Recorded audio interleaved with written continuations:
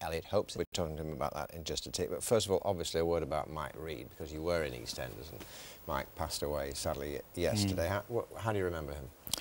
A fantastically professional man, loved what he was doing, was always completely on the ball, and the sort of the real article, really, and, you know, very funny, and also able to be, you know, do sad stuff as well, you know. As well as the funny bits, too. Yeah. Well, his background as a comedian, obviously, in the comedians in the 1970s. He was an all-round talent, to put it mildly. But we're here to talk, really, to you about Holby City, and as I indicated, your character's in a bit of bother for suggesting, actually, that one of your colleagues training in Ethiopia meant that they weren't up to scratch. It's a controversial issue, this. It's sort of like, I mean, the character, it's sort of like an offhand comment. I mean, I think what gets it, he's more sort of concerned that people are good at their job, and the Tandy is obviously not good at her job, and that annoys him. And at one point, he just sort of, I don't think it comes from a racist place. I think it's just sort of a casual comment. And does it concern you, though, that some people might perceive it that way? Some of the audience might perceive it that way, and some people might actually pick up on that.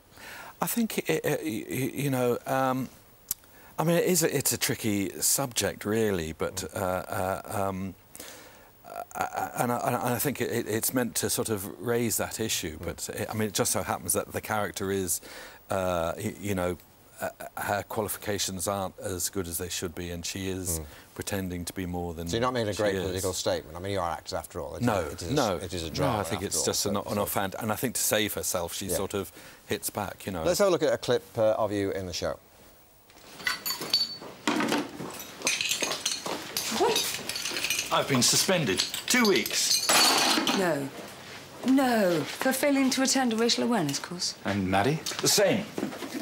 What are you going to do? Consider my position. Oh, no, Elliot. I mean, really, don't throw the baby out with the bathwater. Think of it as, I don't know, 2 weeks off. And a stain on my character. This is a whitewash, Connie. If that isn't a racist expression. Very convincing, partly because I think your dad was a doctor, wasn't he? He was a GP, and we were 6 children in the family, and he always wanted one of us to be a doctor. So I sort of am now. And it's obviously the experience you've drawn on, yeah, exactly. But you also have other talents, yeah. You have. I mean, you're playing at the Big Chill Festival this weekend. What are you doing there? It's funny watching that scene because the guitar in the background is my guitar, and I used to play it quite a bit on the programme. But the Kippers, it's a silent H in front of a big K. But yeah, we've been playing for 19 years now. And it's not just the guitar you play, I understand. You also play, I don't know whether this is a brand name, actually. You also play sticky tape. I do, How could that be possible?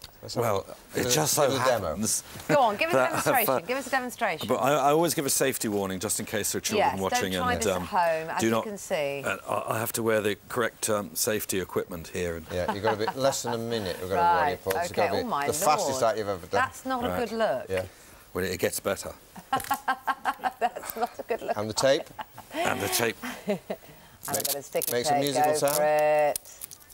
You got 45 seconds. Are you doing...